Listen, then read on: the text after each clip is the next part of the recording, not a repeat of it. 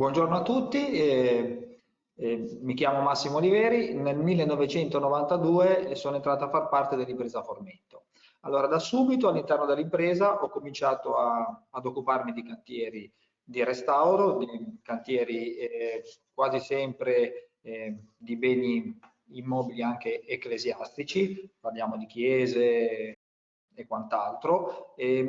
Diciamo che cosa è successo? Negli anni, operando in questi contesti, ci siamo resi conto che questi edifici avevano bisogno di una manutenzione continua, proprio per diciamo, la loro stessa morfologia. Abbiamo capito che per resistere all'aggressione del tempo dovevano sempre essere, diciamo, tenuti sotto un costante controllo e monitoraggio. Per questo abbiamo deciso negli anni di acquisire le competenze tecniche che ci permettessero anche di intervenire su questi edifici senza, diciamo, installazione di cantieri fisse, cioè senza quella che io chiamo l'edilizia classica, cioè senza installazione di ponteggi e quant'altro. È nata così il Restauro in Quota. Il Restauro in Quota è un gruppo di tecnici e di operatori, tutti con esperienza pluridecennale maturata in questi contesti di restauro, che sono in grado di risolvere molteplici problemi proprio perché sono ricchi di un'esperienza più che decennale e possono anche, oltre a intervenire materialmente su questi edifici, possono anche offrire un supporto tecnico molto valido ai professionisti che di volta in volta vengono incaricati di realizzare progetti di restauro anche complessi. Nel 2018 ci sono stati affidati i lavori di restauro della chiesa della Madonna della Neve in Biozene, in provincia di Cuneo. È proprio in occasione di quei lavori di restauro che per la prima volta siamo entrati in contatto con l'architetto Michele Palazzotto della diocesi di Ventimiglia-Sanremo, perché anche se siamo in provincia di Cuneo, la loro diocesi è molto estesa e addirittura sconfina oltre regione e ha anche alcune parrocchie in provincia di Cuneo.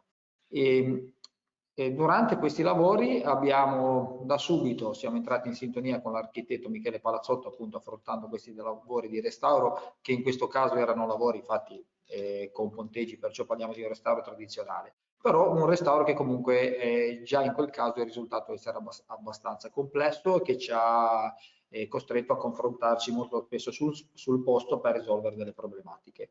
E durante questi sopralluoghi abbiamo cominciato a discutere assieme e noi gli abbiamo illustrato questo nostro progetto del restauro in quota e da subito insieme abbiamo tracciato proprio una vera e propria strada mirata alla programmazione di interventi di manutenzione, restauro e anche messa in sicurezza sulla molteplicità dei beni che loro si trovano a dover gestire. Ecco, di interventi abbiamo cercato più o meno di fare un censimento, ne abbiamo realizzato più di 60 in questi anni e di questi 60 ne abbiamo scelto 4 che sono quelli più significativi. Allora, il primo intervento che vi vado a illustrare è quello di cui ha già ampiamente parlato l'architetto Michele Palazzotto, però direi che io entro più nel dettaglio di quella che è stata proprio l'intervento fatto in Fune. Stiamo parlando della Basilica Concattedrale di San Siro in Sanremo. Allora, in questo caso, quello che l'architetto Palazzotto ha già anticipato, il problema era relativo alle infiltrazioni di acque meteoriche all'interno della controfacciata, che si sono rese molto evidenti e fastidiose, soprattutto anche proprio nell'ambito dei lavori di realizzazione dell'organo. Le infiltrazioni della controfacciata si vedono anche all'esterno perché diciamo che lo stesso lo stesso problema riscontrato all'interno si manifesta anche all'esterno dove si vedono sulle facciate laterali queste parti più scure che sono proprio dovute al ruscellamento dell'acqua. Questo succedeva perché? Allora, abbiamo fatto un primo sopralluogo. Allora, in questo primo sopralluogo siamo saliti sulle coperture.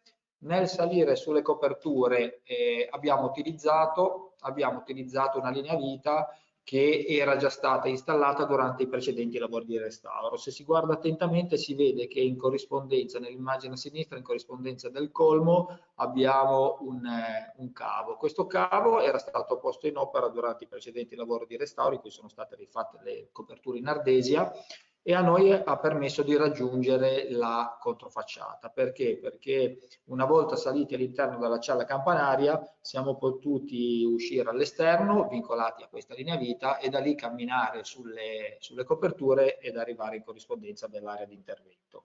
Qui cosa abbiamo fatto? Allora, qui ci siamo creati degli ancoraggi puntuali, e con questi ancoraggi puntuali, che diciamo sono stati frutto di un implemento della linea vita esistente, con questi ancoraggi puntuali siamo andati a porre in opera cosa? Siamo andati a porre in opera delle scossaline in rame, dei faldali, che ci sono serviti per andare a impermeabilizzare completamente la testa delle murature, che era priva di qualsiasi tipo di impermeabilizzazione.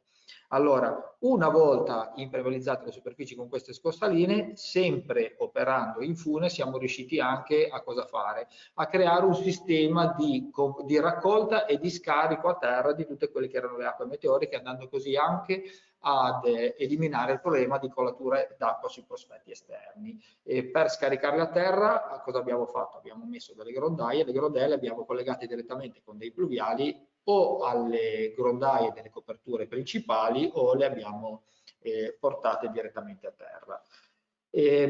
Diciamo che una particolarità di questo intervento è che abbiamo anche qua cosa abbiamo voluto. Quando abbiamo fatto il primo sopralluogo ci siamo resi conto dell'entità dell'intervento, ovviamente ci siamo confrontati con l'architetto Michele Palazzotto, il quale ha, diciamo, presentato l'opera alla sovrintendenza. Una volta avuto l'avallo, noi abbiamo fatto realizzare queste scossaline, le abbiamo fatte realizzare a settori, ossia a pezzi. Questo perché? Perché dovendo movimentare questo materiale in fune, e prima voi passando dalla cella campanaria, poi lungo le coperture della chiesa, abbiamo cercato di fare delle porzioni piccole che fossero facilmente gestibili.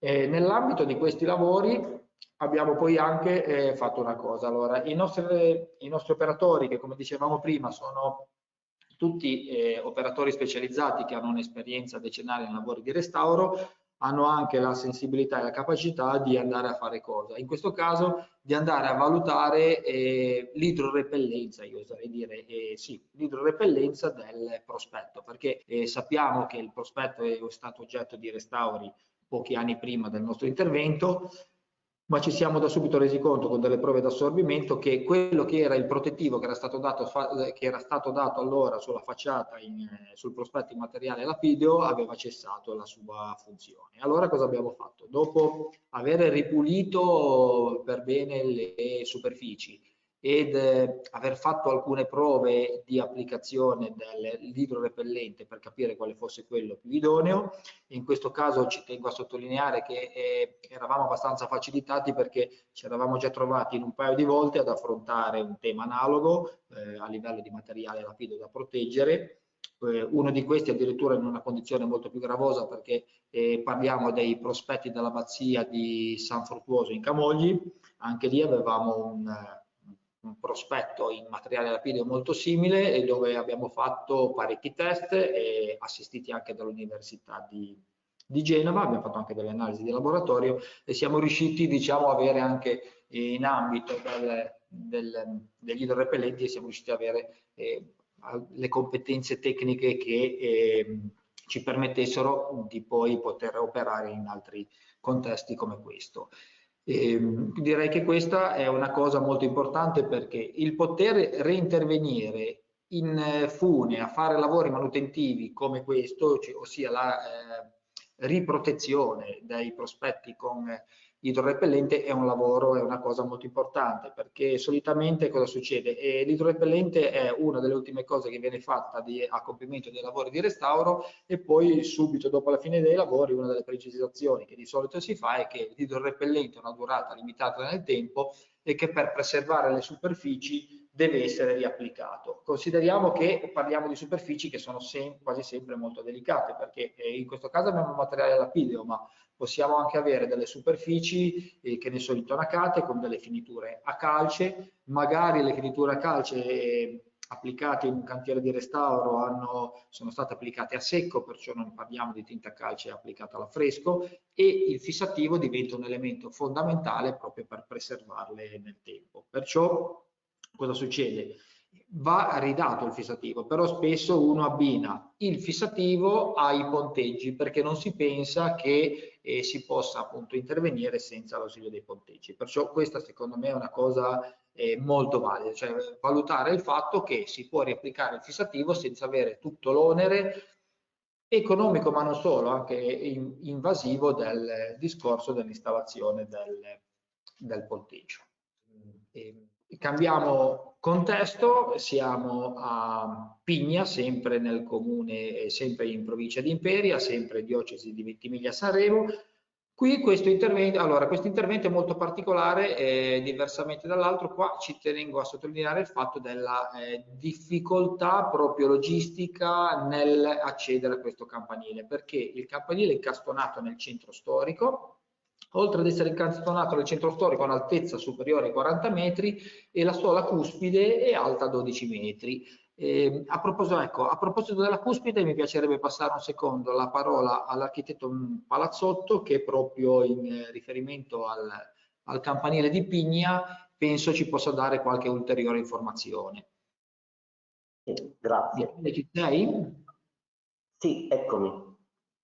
E per quanto riguarda appunto il campanile, mi sento di dire che secondo quella che è la sintassi progettuale dei rapporti aurei dimensionali e quindi l'utilizzo dei numeri che nella progettazione dei luoghi di culto hanno una valenza luminosa, cioè che contengono un significato simbolico, il segno visibile e il significato a cui esso rimanda. Ecco, una cuspide alta 12 ci riportano a qualcosa di biblico, ma il campanile di per sé cos'è? È un axis mundi. Lo vediamo come gli obelischi del resto, che sono come dei grandissimi chiodi, delle grandi colonne che vanno dalle profondità della terra alle altezze dei cieli.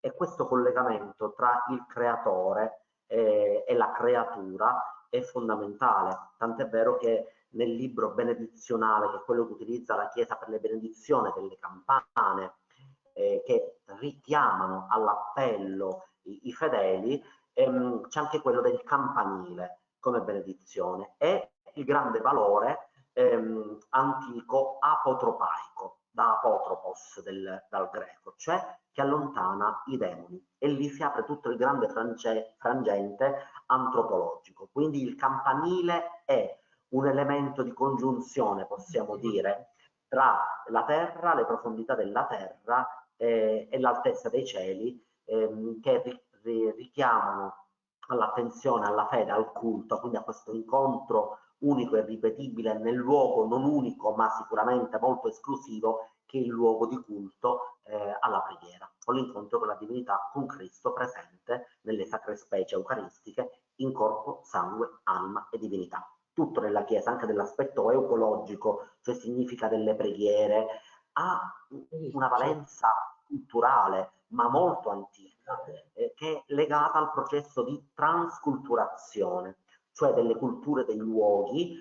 Ovviamente quei luoghi erano la cultura ellenistica del momento, quando è nata la Chiesa nel periodo in cui è vissuto Cristo sulla terra, e poi con l'esperienza dell'espansionistica dell'impero romano, che sono alla base, assieme alla connotazione culturale ebraica, alla base, ecco, di quella che è la nostra esperienza culturale bimillenaria. Bene. Ok, grazie Michele per il tuo preziosissimo intervento. Allora, il campanile, ecco, vi dicevo, perché siamo intervenuti? Allora, il problema vi dicevo, per cui siamo stati chiamati ad intervenire, è un problema che si vede in questa immagine. Praticamente c'è della vegetazione infestante che ha interessato il campanile. E purtroppo questa vegetazione nella parte sommitale ha fatto sì che per intervenire noi dovessimo poter arrivare a creare un vero e proprio sistema di vincolo nella parte più alta possibile della cuspide. Per fare questo cosa cosa ci siamo inventati? Allora, la prima cosa è stato quello di capire come fare dall'interno del campanile uscire all'esterno per poi appunto creare tutto il sistema di accessibilità. Perché cercare di capire e creare un sistema di accessibilità esterno? Perché non era, a volte, spesso all'interno della cella campanaria è presente una botola che possa portare alla base della cupola. In questo caso questa botola non c'era. Cosa abbiamo dovuto fare? Cioè a questo punto abbiamo dovuto attingere a quelle che sono le risorse non tanto dei lavori in fune, perché il lavoro in fune è il sistema per cui uno riesce ad operare in totale sicurezza, però poi materialmente l'accedere al cantiere fa parte di un complesso, di un intervento molto più complesso, e in questo caso lo si capisce. Perché? Perché abbiamo dovuto, utilizzando delle tecniche da ponteggio classico, creare una superficie a sbalzo fatta in tubi giunti e tavole. Questa superficie a sbalzo è stata creata capendo dove potevano esserci i vincoli giusti all'interno delle murature del campanile. Addirittura abbiamo sfruttato, per andare a mettere in sicurezza questi tubi, il castello metallico di sostegno delle campane. E fatto questo, cosa abbiamo fatto? Fatto questo, siamo usciti all'esterno del campanile, chiaramente in sicurezza, perché gli operatori durante tutte queste operazioni sono sempre vincolati alle funi. Abbiamo posizionato, abbiamo posto in opera una scala, e si vede qua nella foto fatta più da vicino, si vede che gli operatori hanno sopra il tavolato una scala, e dalla vista frontale si vede che la scala ha permesso di raggiungere, da questo balatoio ci ha permesso di raggiungere la base della cuspide. Arrivati alla base della cuspide, con tecniche a questo punto veramente puramente alpinistiche, creandosi gli appoggi di volta in volta, gli operatori sono riusciti a salire di quota sino ad arrivare praticamente in vetta alla cuspide. Quando siamo arrivati in vetta alla cuspide, cosa abbiamo fatto? Arrivati in vetta alla cuspide dovevamo crearci un vincolo solido, però questo vincolo doveva anche essere su tutti i prospetti. Allora abbiamo, come facciamo spesso, abbiamo optato per una soluzione di un ancoraggio a fettuccia. Questa è una fettuccia, una fascia tessile da alto carico, che ha il duplice vantaggio di essere messa in opera senza fare alcunché, senza fare nessuna opera muraria, e poi, essendo in materiale tessile, sfregando sulle superfici lapide, non va assolutissimamente a rovinarle. In più questa fascia è andata a circoscrivere completamente il campanile, permettendo di avere un valido punto di ancoraggio per andare a poi mettere in opera le funi di calata su tutti i prospetti del campanile. E a questo punto, una volta riusciti, appunto, una volta installata questa fettuccia, abbiamo posizionato le calate, e è diventato veramente facile e sicuro l'intervento che poi abbiamo fatto di manutenzione su tutti i prospetti. Intervento che l'abbiamo anche esteso a risolvere un problema che spesso si ripete sui campanili, ossia siamo andati a porre in opera delle reti, delle vere e proprie reti di protezione delle aperture del campanile. Questo perché così abbiamo impedito l'ingresso dei volatili all'interno del campanile.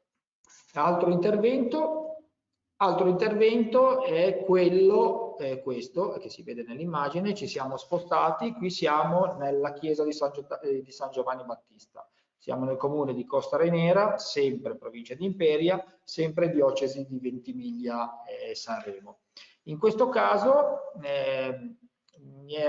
questo lavoro ci tenevo a illustrarlo perché in questo lavoro abbiamo dovuto, ci siamo confrontati con un problema che soprattutto in questi anni si sta ripetendo molto spesso, ossia la corrosione delle catene dei tiranti metallici che sono stati inseriti all'interno di molti edifici storici. Questo perché nelle nostre zone, intorno alla fine del 1800, eravamo mi pare proprio nel 1890-92, c'è stato un grosso sisma. In seguito a questo terremoto mi pare il Genio Civile avesse deciso di andare a intervenire mettendo in sicurezza tutti gli edifici, mettendo in opera questo sistema di catene.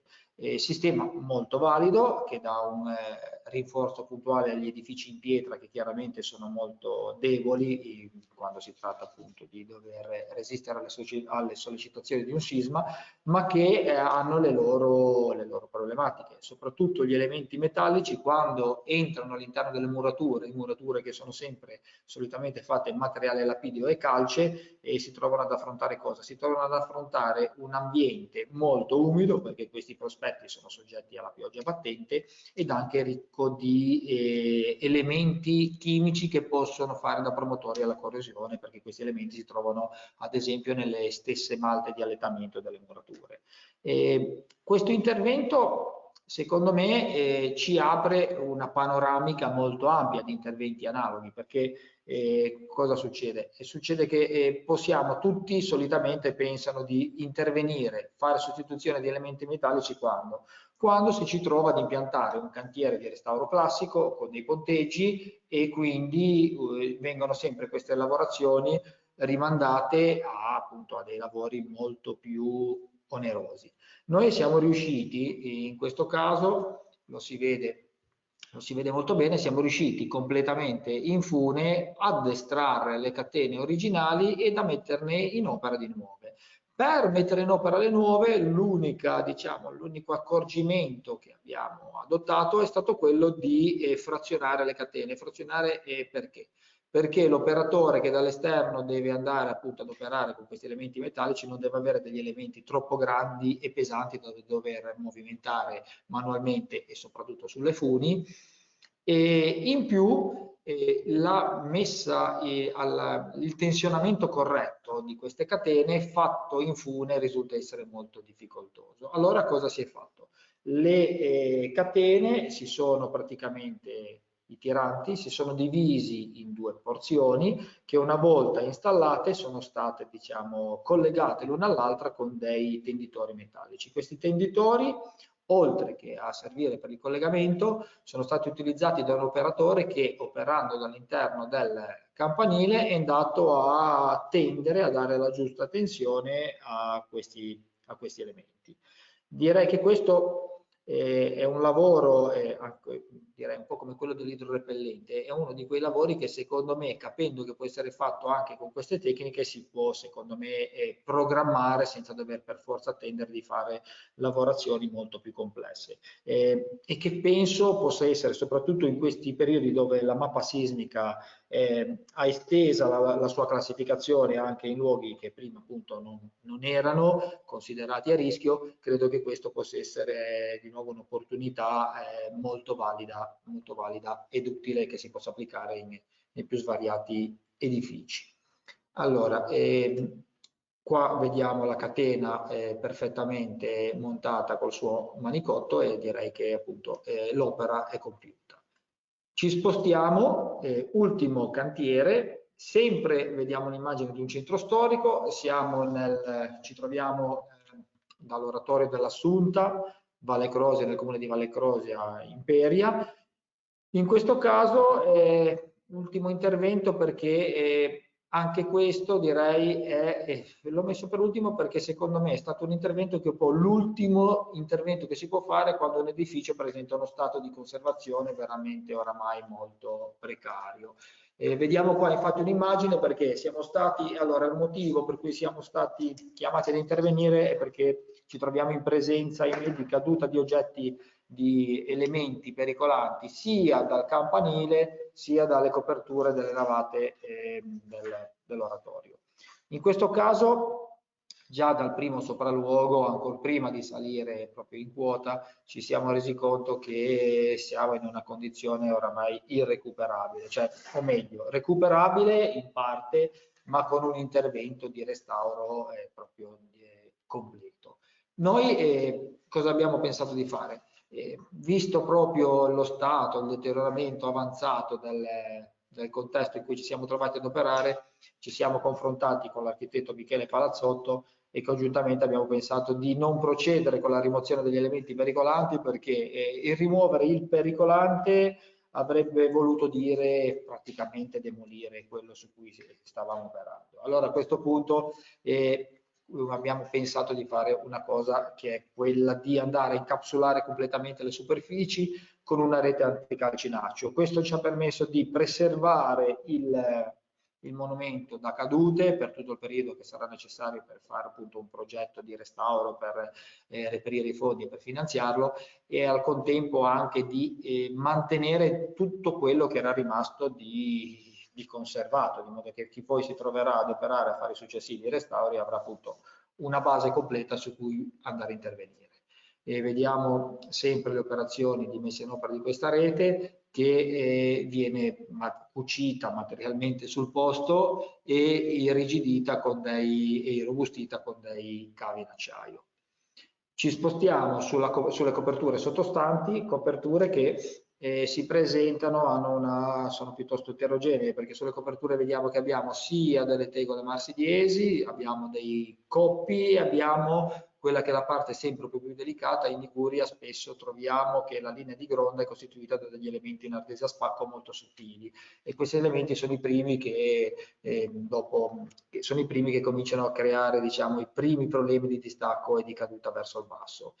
E come per il campanile, anche qua la situazione, lo stato conservativo era veramente oramai degenerato, era oramai molto avanzato. Si è pensato, ecco, in questo caso di intervenire in maniera doppia.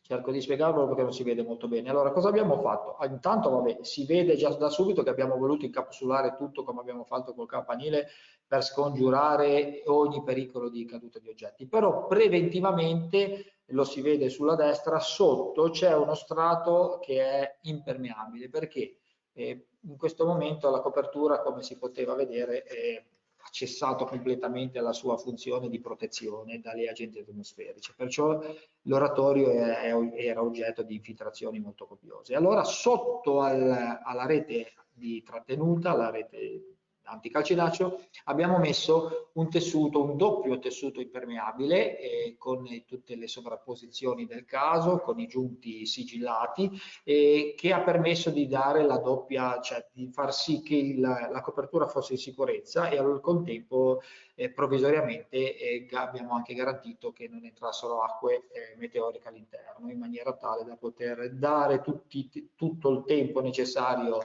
a chi di dovere per progettare, finanziare, appaltare lavori di restauro. Si vede anche qua la copertura che è completamente incapsulata. Ecco, ci terrei a chiudere il mio intervento facendo vedere questa cartina, perché è un po', mi riallaccio a quello che diceva l'architetto Palazzotto. La curia di Ventimiglia Sanremo copre un'estensione territoriale di 654 km², a quasi un centinaio di parrocchie, sono 99 mi pare per l'esattezza, e bisogna pensare che da dove c'è la sede della curia, siamo sulla costa Sanremo, per arrivare alla parte più estrema del territorio di competenza ci vogliono 2 ore, ma anche per spostarsi da est a ovest all'interno della curia comunque almeno ci vuole sempre 1 ora. Questo perché? Perché orograficamente il territorio ligure è un territorio molto impervio, perciò diciamo che anche se le distanze non sono enormi, però i tempi di percorrenza invece per andare da un posto all'altro lo sono. Per poter gestire, perché anche dal punto di vista logistico, per poter gestire questa complessità e snellire un po' quelle che sono tutto il sistema, diciamo, di gestione del restauro, io lo chiamo del restauro in quota, ho preparato uno schemino che brevemente riassume come è stato in questi anni il modo di operare con la diocesi. Il primo, direi, il protagonista ovviamente è la diocesi, che è anche la prima figura che si muove. Vediamo in alto diocesi, segnalazione dell'intervento da eseguire. Allora, questo è il primo punto, il punto di partenza di ogni singolo intervento, ossia la diocesi segnala a noi, al restauro in quota, che c'è una problematica. Nel tempo abbiamo, diciamo, un po' affinato questa mail di segnalazione perché in questa mail ci viene sempre trasmessa un'ampia documentazione fotografica e una relazione tecnica e l'ubicazione precisa ovviamente dell'intervento da realizzare. Con questa relazione tecnica, questa documentazione, solitamente anche magari con una telefonata chiaramente per chiedere dei dettagli, il nostro ufficio tecnico riesce a redigere un preventivo di spesa dei lavori. Perciò noi come Restauro in Quota inviamo alla diocesi un primo preventivo di lavori. In seguito, qualora ci venissero affidati i lavori, noi nel giro di pochi giorni realizziamo un sopralluogo che viene realizzato come? Viene realizzato in fune, viene realizzato da un nostro tecnico e da un operatore specializzato. Questo perché? Questo sopralluogo, che è il primo sopralluogo, ha la finalità innanzitutto di verificare se quello che si era percepito dalla documentazione che ci era stata inviata era corretto e soprattutto nel primo sopralluogo parliamo di lavori in quota, i nostri tecnici cosa devono fare, operatori? Devono capire esattamente quelli che saranno i punti di ancoraggio per andare poi a realizzare le opere, perché ci vuole molta esperienza nel nostro settore, soprattutto per andare a capire come realizzare gli ancoraggi. Questo perché? Perché noi ovviamente prediligiamo un tipo di ancoraggio architettonico ad uno meccanico. Perché questa differenziazione? Perché l'ancoraggio architettonico ci permette di andare a creare ancoraggi senza fare opere meccaniche, senza fare fori, senza inserire perni, senza inserire tasselli. Questo perché? Perché grazie alle nostre competenze valutiamo se un'inferriata, una catena, un capitello, una muratura, un castello metallico di sostegno delle campane possono avere la resistenza tale da poter sostenere le nostre funi e quindi da fare da ancoraggio. Chiudo dicendo che allora, passati da questo primo sopralluogo si passa ad ci incontra con la diocesi, si verifica quanto si è riscontrato, si parte con l'intervento vero e proprio e a chiusura dell'intervento, dopo aver fatto congiuntamente un collaudo, diamo l'ultimo elemento, che anche questo è molto importante, cioè redigiamo una relazione finale dell'intervento con una documentazione dettagliata di tutto quello che è stato realizzato ed una programmazione di futuri interventi di manutenzione. E adesso lascio la parola invece a Nadia Finotti, che è un tecnico di Refix, perché ovviamente quando interveniamo su edilizia storica la compatibilità dei materiali è importantissima e quindi la scelta anche delle tipologie di materiale va analizzata con cura. Buongiorno. Buongiorno a tutti, benvenuti anche da parte mia. Io sono Nadia Finotti, mi occupo in Refix da anni del supporto tecnico, in particolare legato ai sistemi di risanamento, restauro e bioedilizia, e da anni collaboriamo e supporto l'impresa Formento e i professionisti coinvolti, solitamente sia in casi appunto di restauro più classico che anche negli ultimi anni in quelle che sono le operazioni di conservazione programmata in fune come in questo caso. Ecco. Refix è presente ad oggi con più di 60 stabilimenti produttivi in Europa, fa parte di una holding di cui 6 in Italia, però di fatto nasce a fine del 1800 come produttore di mattoni e calce, si specializza proprio nel tempo con la produzione di prodotti orientati alla conservazione e al restauro del nostro patrimonio. Quindi capita spesso di essere a contatto con gli operatori del settore della delicata scelta dei materiali, dalla fornitura di calci pure che possono essere miscelati in cantiere fra di loro ad hoc, come nella maggior parte dei casi che vedremo oggi, alla fornitura di prodotti invece premiscelati che spesso ormai fanno parte di un'ampia gamma che si è ampliata nel tempo, possono essere proprio meglio indicati nel caso in cui si deve scegliere di intervenire su delle patologie come ad esempio l'umidità di risalita o rinforzo strutturale, per cui servono dei materiali più strutturati e a prestazione garantita e ad hoc che non si riescono a formulare in cantiere.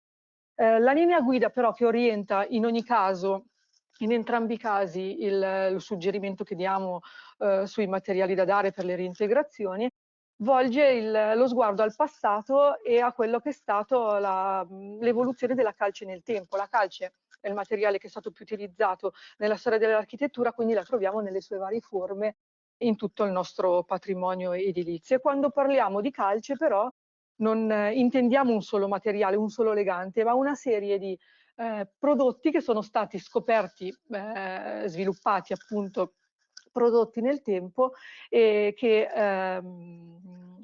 incontriamo nelle loro varie forme sul campo. Se impariamo a conoscerli possiamo anche capire dove poterli sfruttare in modo più consapevole ad hoc.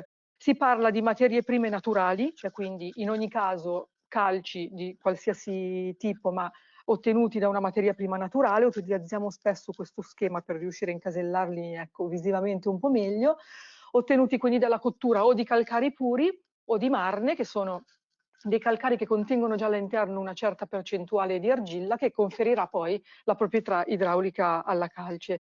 Infatti in questo schema viene riportata all'estrema sinistra la calce aerea, che è ottenuta dalla cottura di puro carbonato di calcio, e andando verso destra, se la materia prima di partenza, questa marna, contiene all'interno delle opportune sostanze argillose già in natura, dalla cottura a un po' più alta temperatura si ottiene la belite, il disilicato di calcio, che è la sostanza che conferisce alla calce poi le proprietà idrauliche, quindi la calce idraulica naturale.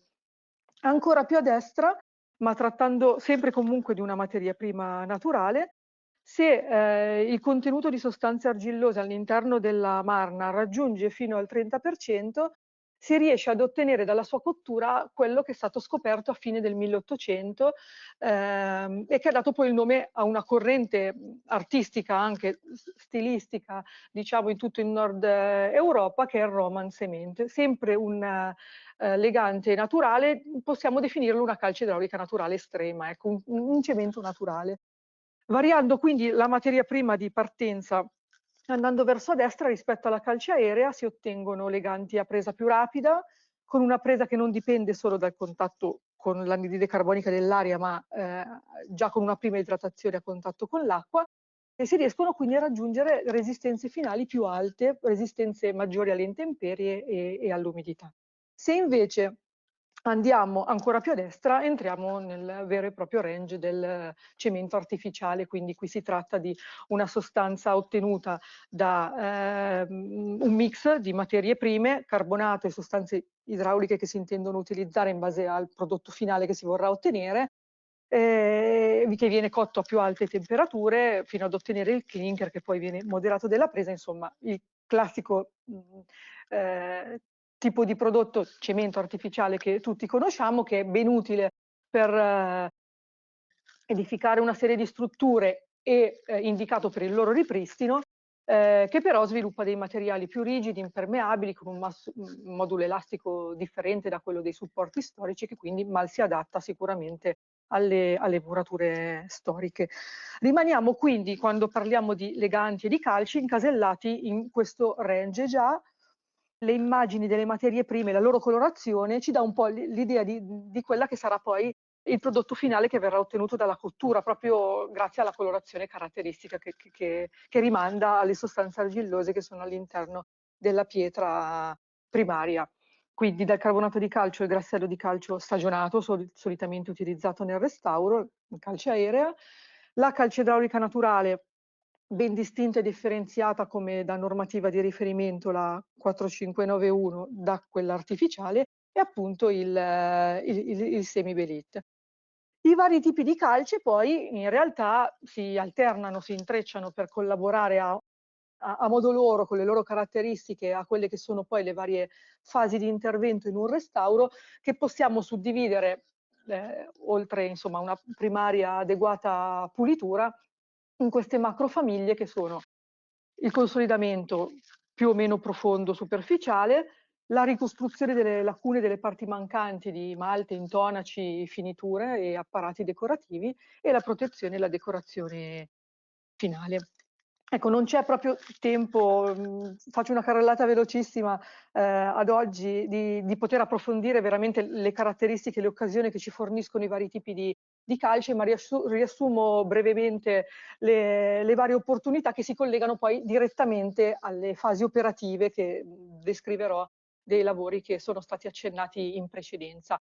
Per cosa possiamo utilizzare il grassello di calce? Il grassello di calce lo sfruttiamo per consolidamenti superficiali, quindi inversione acque di calce, andando a ricostruire la sostanza microcristallina proprio simile a quella dell'impasto originale delle finiture degli intonaci alla calce, e poi per eseguire dei veri e propri impasti, quindi come in antichità è stato fatto per poterlo irrobustire, idraulicizzare e renderlo più performante, aggiungendoci degli aggregati idraulici latenti quali il pozzolana, tras o coccio-pesto, oppure con semplici sabbie, polvere di marmo e pigmenti per eseguire impasti da stucchi, da marmorini, o ancora in forse versione più conosciuta, stemperato in acqua e coi pigmenti per tutta la serie di tinte alla calce, che vedremo anche fra poco. Per cosa invece possiamo sfruttare la calce idraulica naturale? La calce idraulica naturale, essendo un legante più completo in termini di indipendenza idraulica, ecco, in questo senso, cioè non ha bisogno, non necessita eventualmente di aggiunte, anche se naturali, per poterla gestire con una maggiore resistenza, come invece dovremmo fare nel caso del grassello di calce, la possiamo sfruttare a 360 gradi ed è il legante madre, ecco, che contraddistingue poi la maggior parte degli impasti che vedremo nella carrellata degli esempi operativi fra poco. La possiamo quindi utilizzare per i consolidamenti più profondi, in questo caso delle murature, iniezioni nei sacchi invuoti all'interno delle murature, per il consolidamento via via dalla profondità alla superficie di paramenti murari come malta d'allettamento, malta da costruzione, per cicli di intonacatura completi, rinzaffo, intonaco di diverso tipo, finiture, e non ultima come importanza anche come opportunità, punto di partenza per lo sviluppo di miscele che andiamo a utilizzare anche per patologie della muratura a contatto con l'umidità e i sali, proprio grazie alla sua caratteristica di idraulicità e di mantenimento delle sue proprietà naturali. Mentre invece dove possiamo utilizzare il semi-belit? Il semi-belit lo sfruttiamo intanto per intervenire su tutti quei decori e quei manufatti che sono proprio stati eseguiti con questo materiale. Quindi tutto il periodo Liberty, da fine 1800-1900, il periodo in cui è stato scoperto, tutti quegli impasti che sono stati realizzati, cementi decorativi, pietre artificiali, che possiamo vedere impreziosire numerose delle facciate delle nostre città di quel tempo, che hanno dato anche l'opportunità di supportare la fantasia eclettica, diciamo, degli architetti del tempo, dei progettisti che hanno desiderato eseguire questi decori, che hanno un po' sostituito in alcuni casi anche l'utilizzo della pietra vera. Lo andiamo a utilizzare per questi tipi di ripristino, per cui chiaramente la calce idraulica naturale sarebbe troppo debole, non era questo il suo legante originale, e il cemento vero e proprio da ripristino più moderno sarebbe assolutamente fuori luogo. E poi lo possiamo sfruttare in chiave più moderna per nuovi tipi di malte, senza dover aggiungere del materiale invece cementizio, per irrobustire le malte a base calce idraulica naturale per tutto quello che è il mondo del consolidamento strutturale, per cui è necessario avere delle malte un po' più resistenti, mantenendo sempre comunque quello che è il rispetto appunto e la compatibilità con le murature storiche. In particolare in questi interventi che sono stati citati, che vedremo, non è stato utilizzato questo legante, o meglio, nella chiesa russa, che vi faccio infatti vedere fra pochissimo, che è stato citato dall'architetto, non negli interventi legati alla diocesi, però vi cito appunto questi due interventi particolari che sono stati eseguiti dall'impresa Formento e che sono stati di intervento alla Chiesa Russa di Sanremo sui cementi decorativi, proprio utilizzando questo legante unito alle graniglie simili all'originale per questi opportuni ripristini delle mancanze dove ormai il degrado era inevitabile, e proprio contraddistingue questi tipi di impassi di lavorazioni nel fatto di avere una superficie proprio particolare lavorata con questo gioco di graniglie che in origine non era già tinteggiata e che quindi va riproposta in questo modo. E un altro intervento recente di restauro molto particolare che è stato eseguito lo scorso anno dall'impresa Formento, proprio in modalità restauro in quota, che è la torre di Prorola d'Imperia, dove proprio questo legante, assieme alla calce idraulica naturale, ma in realtà il ruolo madre l'ha avuto lui, è andato ad innalzare le caratteristiche di resistenza meccanica, resistenza in genere alle intemperie, all'aggressività salina e alla rapidità di presa delle malte, che sono state utilizzate per il consolidamento del paramento murario, dalle fasi più profonde a quelle più superficiali. Ecco. Ecco, durante la scelta dei materiali abbiamo dei parametri ben definiti che non possiamo permetterci di sottovalutare, che sono strettamente legati alla compatibilità che un materiale nuovo che noi utilizziamo per le integrazioni va a interagire con il supporto grazie alle sue caratteristiche.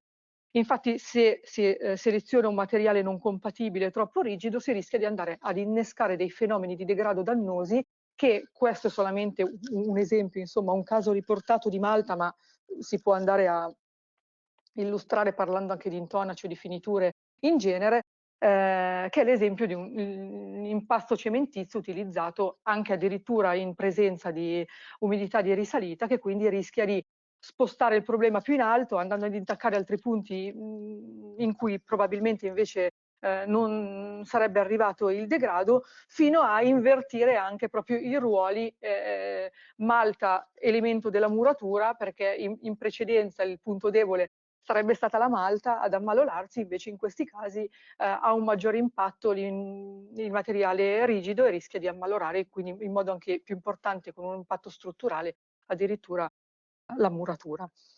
Ecco, le lavorazioni che ci troviamo solitamente a fare in questi casi, soprattutto anche di manutenzione eseguiti con queste metodologie, partono diciamo dall'alto con le coperture al paramento murario, ricostruzioni di porzioni di intonaci e interventi mirati di tentiggiatura o di reintegrazione pittorica. Quando si pensa a che materiale utilizzare, a che materiale andare ad impiegare per le varie operazioni, in definitiva poi si ricade su dei materiali minerali chiaramente compatibili col fondo, quindi calce su calce. Perché? Perché l'impiego di leganti inadeguati vincolerebbe anche, oltre a eseguire poi degli interventi che si dimostrerebbero poco durevoli nel tempo, vincolerebbe addirittura a future non sovrapponibilità, oppure a successivi interventi di restauro che potrebbero cioè definirsi poco compatibili. Ecco. Questo perché, oltre a rilevare la problematica di degrado che può essere il materiale che di per sé si è ammalorato, un'integrazione fatta in un malo modo in passato, dobbiamo tenere presente che ci sono tutta una serie di tipologie di degrado che inevitabilmente si riproporranno nel tempo e che sono strettamente collegate all'esposizione ambientale dell'edificio, quindi dobbiamo riuscire col nostro intervento a pensare anche di poterle assecondare queste sollecitazioni senza creare ulteriori danni nel tempo. E questo diventa ancora più importante quando si opera in urgenza per interventi mirati che devono essere risolutivi, ma devono anche predisporre a successivi interventi estesi più importanti, sempre appunto nell'ottica della conservazione. Gli esempi operativi che sono stati già un po' illustrati poco fa, in definitiva in versione che tipo di malta o di miscele è stato utilizzato, partono quindi con questo esempio che è il campanile della chiesa dei Santi Giacomo e Nicola a Prela Castello, dove l'intervento è interessato al manto di copertura. Capita spesso di eseguire interventi di questo tipo, soprattutto in queste ambientazioni, dove i restauratori hanno con la calce, idraulica naturale, le sabbie, stabilito in cantiere il mix da utilizzare, e la manutenzione della copertura ha previsto la verifica e il riposizionamento delle scandole in ardesia, proprio come ricalcando la tecnica tradizionale, quindi andando a gestire il legante puro in cantiere, formulando una malta ad hoc con le sabbie del posto, una sabbia a granulometria fine, in questo caso come in origine, e andando a riproporla sia per il posizionamento delle scandole in ardesia che per la fuga del materiale mancante su quelle ancora originali presenti. E in questo caso, ad esempio, la proporzione fra sabbia e calce ha proteso per una percentuale un po' più alta di calce che aiutasse a dare all'impasto una maggiore adesività. Scendendo invece verso il paramento murario, qualche esempio di intervento sul paramento murario è il campanile di San Giovanni Battista che abbiamo visto poco fa citare da Massimo, dove sono stati trattati degli interventi mirati e puntuali sul paramento murario e in particolare la malta è stata utilizzata come un impasto sempre di NHL5 e sabbia per supportare in modo puntuale la sostituzione dei tiranti metallici dove è stata eseguita questa lavorazione. Un altro esempio di intervento sul paramento murario è questo, che è il campanile di Pigna, appunto, visto poco fa, dove l'intervento ha riguardato dalla cuspide a scendere il trattamento generale biocida diffuso e una pulitura e una rimozione puntuale manuale della vegetazione infestante e quindi proprio in questi punti la successiva stoccatura con una malta calce dove necessario in corrispondenza delle lacune anche per impedire poi la nuova crescita di vegetazione dove proprio la vegetazione aveva insistito ed aveva ammalorato la malta originale. Ecco, durante queste operazioni spesso si prevedono delle campagne di campionature dove chiaramente i restauratori vanno a provare la miscela per raggiungere gli effetti desiderati e creare quindi di volta in volta, calibrando le proporzioni degli elementi, la malta ad hoc. La stessa modalità di approccio sostiene anche la scelta per la reintegrazione delle porzioni di intonaco mancante dove necessario e qua ci sono due esempi, un interno di una cella campanaria dove si vede proprio come soprattutto anche questo intendevo quando parlavo delle considerare l'esposizione dell'edificio, spesso succede alla sommità di torri campanarie e di edifici di questo tipo di avere proprio l'aggressività anche del vento che comporta questo maggiore ammaloramento del materiale perché riesce con l'effetto di riempente a entrare all'interno delle aperture. È un esempio di ricostruzione invece di intonaco all'esterno di un lanternino.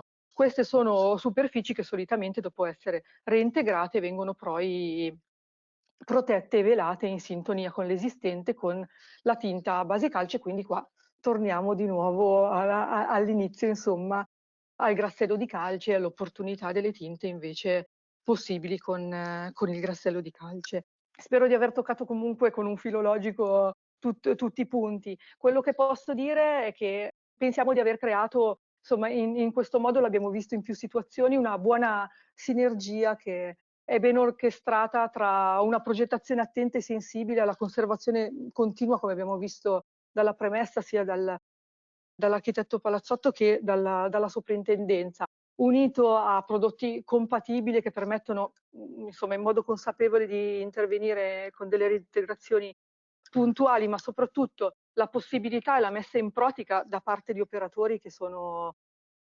restauratori che dimostrano, oltre alla loro classica padronanza con le miscele e gli impasti, ma questa opportunità di poter intervenire in questo modo in fune, quindi potendo tenere con occhio esperto sotto controllo tutto quello che è il bene su cui ci troviamo a dover avere la fortuna e il dovere, insomma, di poter tutelare sul nostro cammino.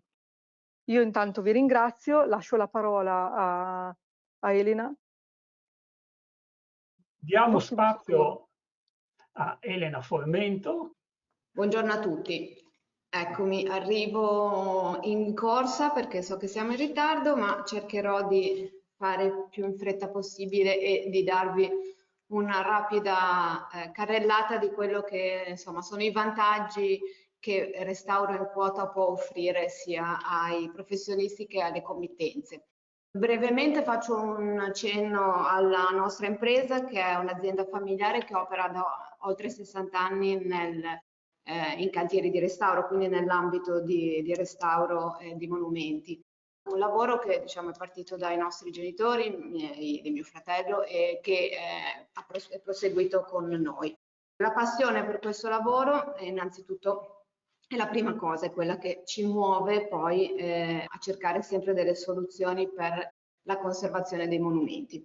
È una passione che ci hanno saputo trasmettere naturalmente i nostri genitori, non solo a noi ma anche a tutte le persone che in questi 60 anni hanno lavorato e collaborato con noi. Avete ascoltato prima il geometra Oliveri, che è Massimo, che lavora con noi da 30 anni.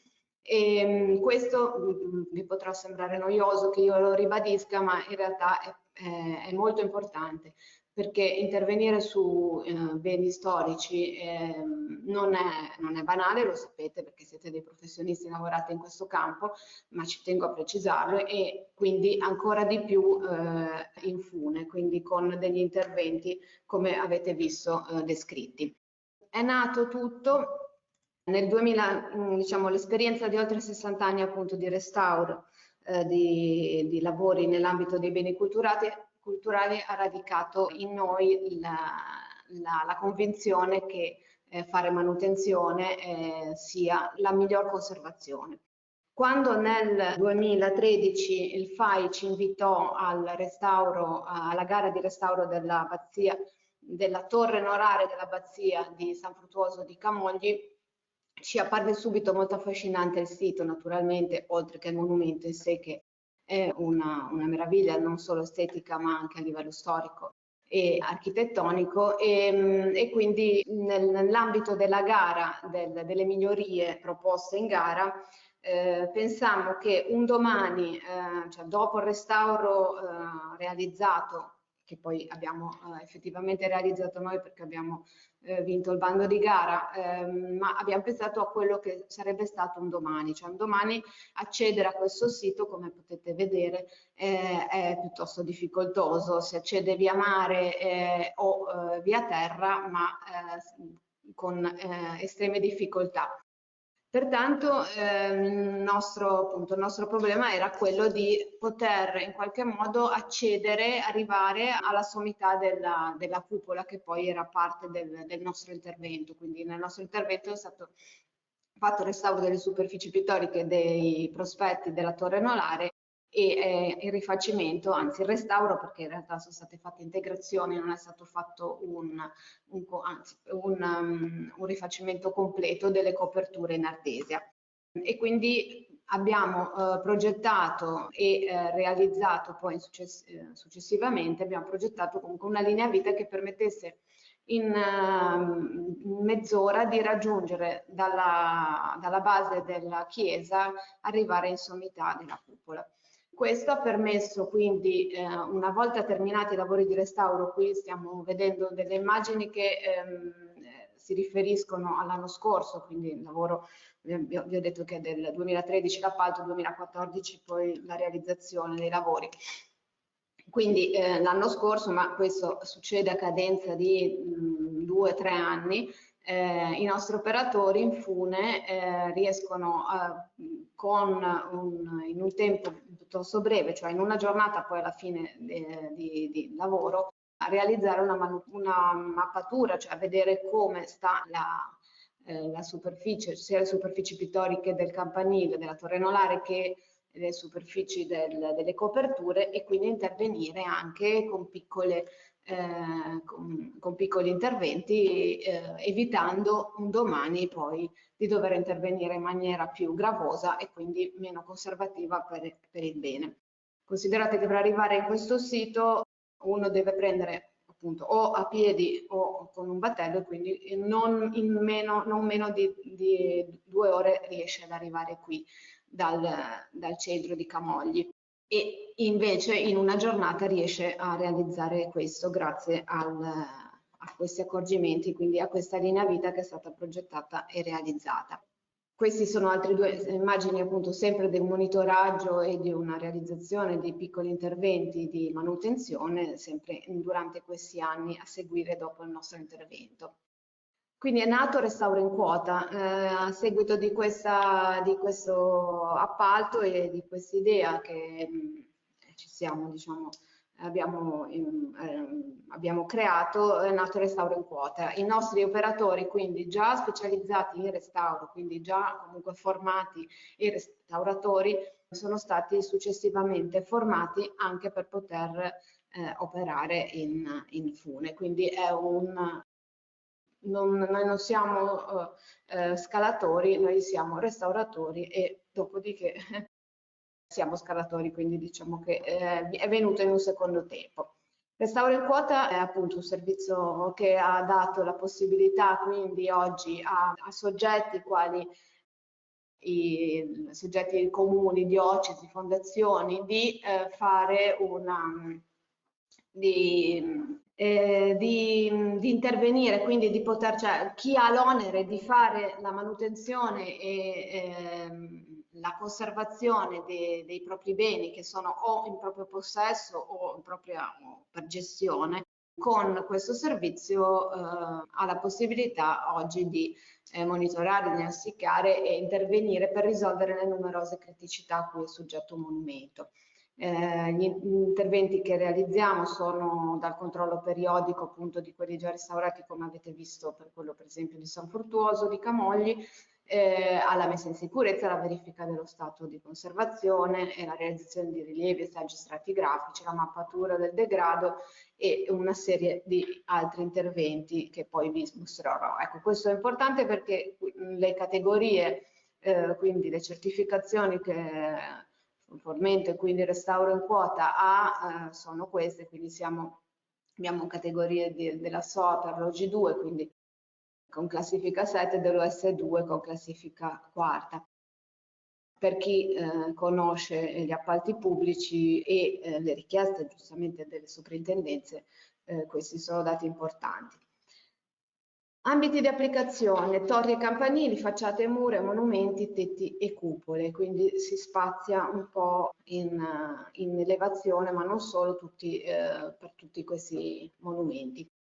Per chi è pensato e perché vi è pensato appunto per enti pubblici e privati che hanno l'onere di svolgere attività di prevenzione, manutenzione, tutela, conservazione e valorizzazione del patrimonio culturale, ma anche per liberi professionisti, architetti e ingegneri, che a volte è capitato, poi vi spiegherò velocemente, ma per redigere un progetto di restauro e di consolidamento di un bene vincolato non ho necessità magari di verificare lo stato di conservazione, di eseguire rilievi precisi o di realizzare indagini stratigrafiche, prelevare campioni di intonaco per poi farli analizzare, eseguire prove meccaniche e individuare comunque gli interventi idonei.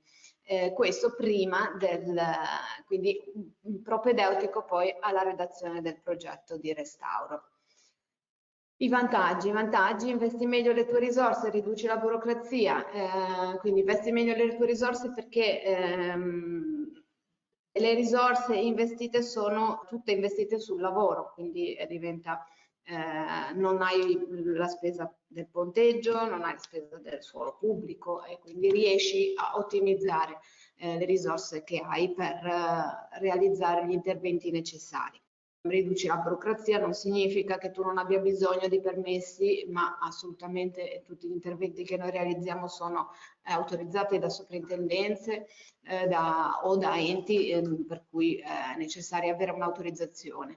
La burocrazia è riferita per esempio al suolo pubblico, che in alcune città, credo anche Firenze, a cui ci riferiamo in questo momento, ma noi lavoriamo su Genova e su altre città, è comunque difficile e lungo ottenere un'autorizzazione per un suolo pubblico in centro storico. E interviene in tempi stretti perché, come vi ho fatto vedere prima, per esempio per San Fruttuoso, in giornata l'operatore è già pronto, operativo per intervenire. Rispetto all'ambiente e il paesaggio, perché avere comunque monumenti anche per un intervento piccolo coperti dai ponteggi e da reti e quant'altro sicuramente non è bello e se vogliamo andare a vedere anche da un punto di vista di ambiente e di paesaggio, anche perché insomma, comunque trasportare delle strutture mobili quindi in questa maniera si evita, quindi abbiamo un impatto ambientale sicuramente ridotto. Interviene ovunque, sì, perché come mi faceva vedere il geometra Oliveri prima, in alcuni siti dove è difficile raggiungere il monumento, in questo caso invece è possibile intervenire veramente in qualsiasi posto. Pianifica gli interventi perché hai la possibilità di monitorare, quindi di pianificare un intervento, come nel caso sempre di San Fruttuoso, ogni 3 anni verificare la manutenzione, cioè lo stato di fatto delle coperture. Questo sono una serie di interventi che abbiamo realizzato con Restauro in Quota, di questo vi ho già ampiamente parlato. Le torri, il Castello di Ivrea, il Comune di Ivrea ci ha chiamato per una revisione e manutenzione delle coperture, delle impermeabilizzazioni e una verifica dello stato di conservazione delle superfici laterizio. Propedeutico questo poi alla redazione di un progetto di restauro e alla messa in gara poi del vero e proprio restauro. Un intervento di consolidamento, un'opera di messa in sicurezza e di realizzazione di consolidamento ad Albenga su una torre in centro storico, quindi difficilmente accessibile, e anche qui è stato fatto un intervento di consolidamento con infune. Qui invece una verifica dello stato di conservazione e una realizzazione della mappatura del degrado, anche in questo caso è stata una richiesta del comune per poi poter realizzare il progetto di restauro. Questo è un intervento di cui vi ha parlato prima Nadia Finotti, è in mezzo al mare, una torre in mezzo al mare che è stata messa in sicurezza ed è stata fatta una manutenzione per anche questa appunto con l'impossibilità di montare ponteggi. Questo è un intervento che vi ha descritto prima Geometra Oliveri, quindi un altro intervento di consolidamento, la chiesa di San Michele Arcangelo e i prospetti dell'abbazia di San Fruttuoso di Camogli, anche qui propedeutici poi alla realizzazione del restauro e del progetto, scusate, della realizzazione del progetto di restauro per poi intervenire successivamente con i ponteggi.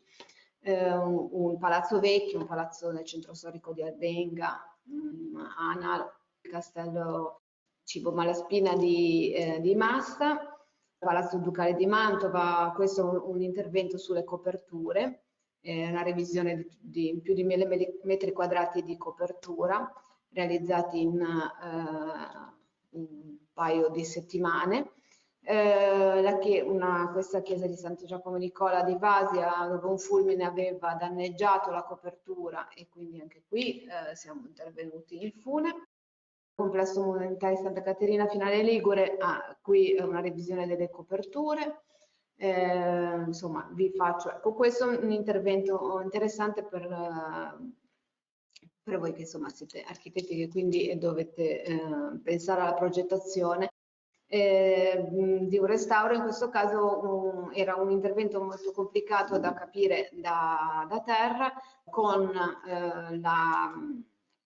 c'era da fare una messa in sicurezza, quindi qui siamo intervenuti facendo un rilievo puntuale e addirittura qui è stato realizzato dalla nostra azienda per conto della committenza un computo metrico preciso sugli interventi che andavano realizzati, che poi è stato messo in gara. In questo caso il vantaggio della committenza è che prima ancora di montare i ponteggi aveva già idea precisa di quanto avrebbe speso per realizzare quell'intervento, senza discostamenti di nessun genere, perché a quel punto il computo era stato realizzato mettendo mano a quello che poi si sarebbe andato veramente a realizzare.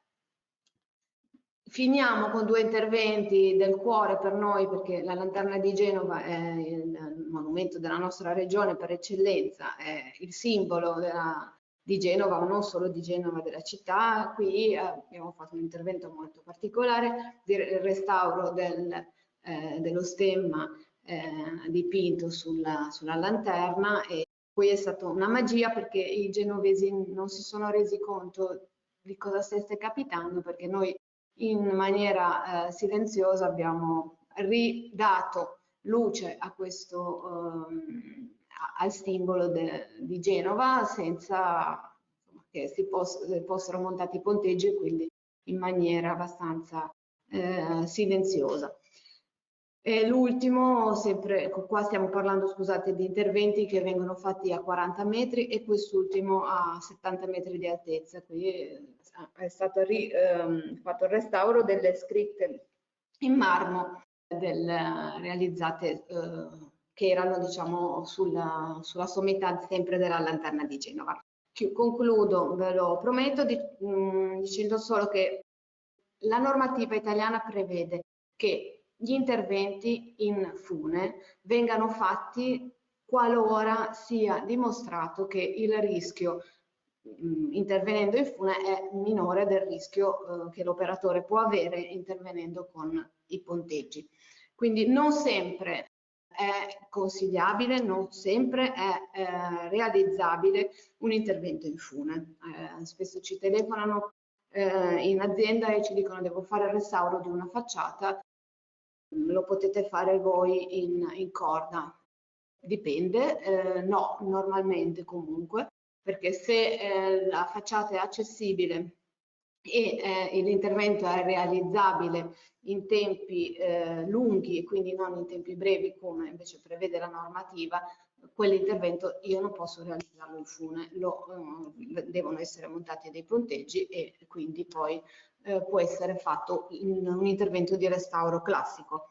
Gli interventi che avete visto e che realizziamo invece sono sempre interventi che hanno come caratteristiche o l'impossibilità di accesso con altre attrezzature di lavoro o la pericolosità di utilizzo con altre attrezzature di lavoro, l'impossibilità di utilizzo di mezzi di protezione collettiva, l'esigenza di urgenza di un intervento, minore rischio appunto complessivo, una durata limitata nel tempo, un'impossibilità di modifica del sito dove è posto il luogo di lavoro. Quindi sappiamo che operare in edilizia è sempre rischioso e lavorare sospesi aggiunge un rischio oggettivo. Pertanto ribadisco che l'intervento in fune, in corda, si realizza solo qualora sia meno rischioso di un intervento classico. Quindi non siamo appunto acrobati, ma neanche equilibristi come Petit che attraversò nel 74, fece la traversata delle Torri Gemelle, ma siamo professionisti. Grazie.